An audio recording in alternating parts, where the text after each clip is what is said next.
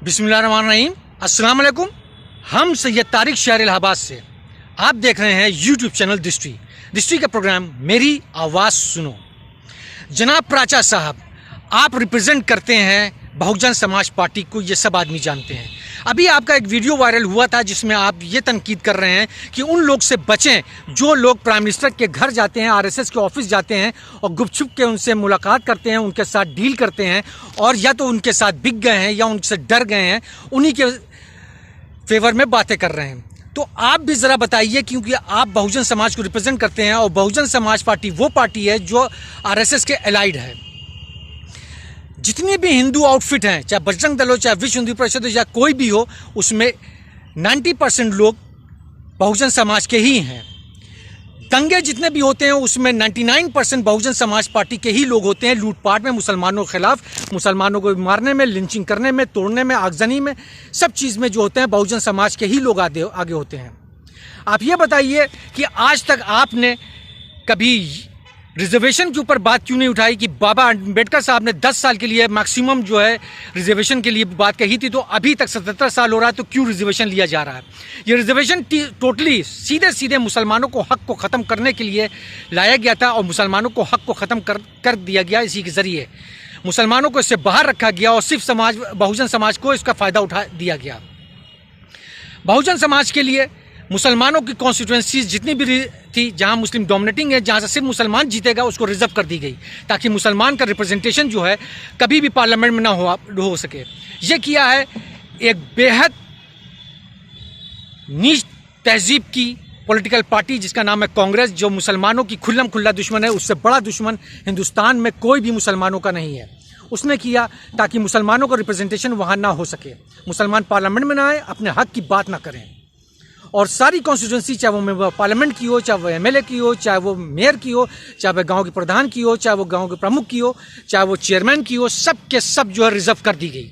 क्यों रिजर्व की गई? आज तक आपने इनके बारे में क्यों नहीं बात उठाई? आपका डायरेक्टली जो है, इनडायरेक्ट फॉर्म में आप डायरेक्टली जो है तंज कर रहे थे, उंगली उठा रहे थे, छीटाकशी कर रहे थे, इल्ज़ाम लगा रहे थे, बोहतान लगा रहे थे ओवैसी साहब पास। ओवैसी साहब को, ओवैसी साहब भी कोई दूध के धुले नहीं हैं, वो भी इमरती के तरह सीधे हैं।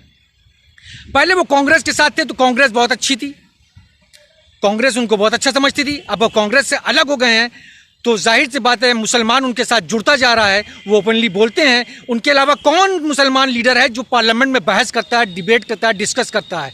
मुसलमान जितने भी नेता हैं सब मरे हुए हैं। सब जो हैं पॉलिटिकल पार्टीज़ के पोस्टर बॉय बनने के लिए पॉलिटिकल पार्टीज़ की गुलामी करते हैं, उनके चौखट पर बैठे रहते हैं और मुसलमान वोट बैंक को ले जाकर उनके पास गिरवी रखते हैं। तो कब तक ये गिरवी रखेंगे? आज तक आपने कभी न तो रिजर्वेशन के बारे में बात की, रिजर्वेशन खत्म किया जाए जॉब में, और पॉलिटिकल कॉन्स्टिट्यूंसीज का रिजर्वेशन खत्म किया जाए, इसके बारे में बात की? कभी नहीं की। न करने की हैसियत है, न कर पाएंगे। आप उस पॉलिटिकल पार्टी को रिप्रेजेंट करते हैं जिसकी हिमायती करते हैं, जिसके बारे में लड़ते हैं, जिसके बारे में कहानी सुनाते हैं, बहुजन समाज संविधान। तो बहुजन समाज पार्टी अगर इतनी दूध की धुली है तो रिजर्वेशन को बंद कर देना चाहिए, नहीं लेना चाहिए भीख और खैरात। क्यों लेती है रिजर्वेशन? अपने दम पे इलेक्शन लड़े। सारी पॉलिटिकल पार्टी हिंदुस्तान के अंदर जनरल कर दी जाना चाहिए। जो कॉन्स्टिट्यूशन, आपका जो कॉन्स्टिट्यूशन यही बताता है कि मुसलमानों को हक मारो। तरह तरह से हक मारा गया, तरह तरह से मुसलमानों के हकों को ख़त्म किया गया। तो पॉलिटिकल रिप्रेजेंटेशन नहीं होगा तो मुसलमान अपने हक की बात नहीं करेंगे।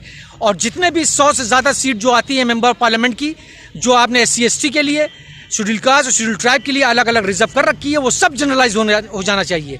सारी कॉन्स्टिट्यूंसी से हर चीज़, पॉलिटिकल जितनी भी चीज़ है, सब चीज़ जनरलाइज होना चाहिए। जिसमें दम हो वो लड़े, वो जीते, वो पार्लियामेंट में जाए और अपने हक की बात करे, भीख ना मांगे। कॉन्स्टिट्यूशन रहा और कॉन्स्टिट्यूशन के रहते हुए मुसलमानों के सारे हक को ख़त्म कर दिया गया।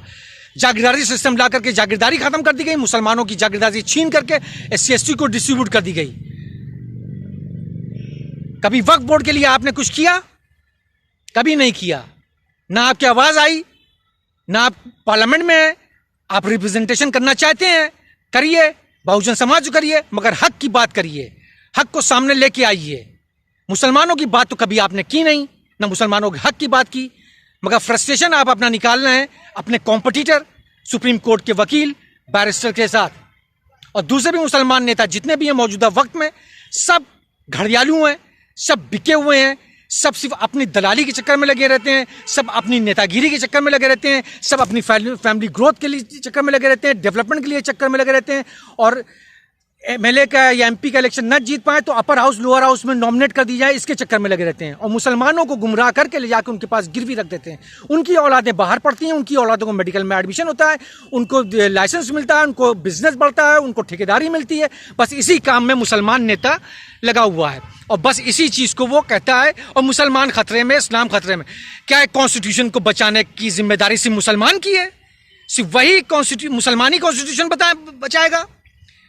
कांग्रेस के हिंदू वोट बैंक नाराज हो जाएंगे, इसलिए कांग्रेस के आला कमान मुसलमानों के हक में बात नहीं करेंगे। नीली आसाम में मुसलमानों को 10,000 से ज्यादा मुसलमानों को मैसेकर किया था इंदिरा गांधी की मौजूदगी में और केस बंद कर दिया गया, उसके बारे में बात नहीं करेंगे। मगर मिजोरम की बात बहुत की जाएगी। उछल बुद्दू की तरह छलांगे मार रहे हैं। उसी की बात नूह में और मेवात में हंगामा हुआ, बुलडोज कर दिए गए, मुंह से आवाज नहीं निकली, मुंह में दही जम गई। यह है कि हिंदू वोट बैंक नाराज होंगे। हिंदू वोट बैंक इसलिए नाराज हो जाएगा क्योंकि हिंदू वोट बैंक जो है कांग्रेस का वो कम्युनल है। तो what is the difference between Congress का Hindu vote bank and BJP RSS Hindu vote bank? पहले आरएसएस जो है सिर्फ कांग्रेस के अंडर में काम करती थी। कांग्रेस बॉडी है और आरएसएस उसकी रूह है। अब वो आरएसएस अलग हो गई है, अब वो इनको आने नहीं दे रही है, इनको दलाली नहीं मिल रही है, इसलिए परेशान है। मुसलमान ही सिर्फ जो है कॉन्स्टिट्यूशन बचाएगा और कोई नहीं। जो काम करे तो सिर्फ मुसलमान करे और कोई नहीं।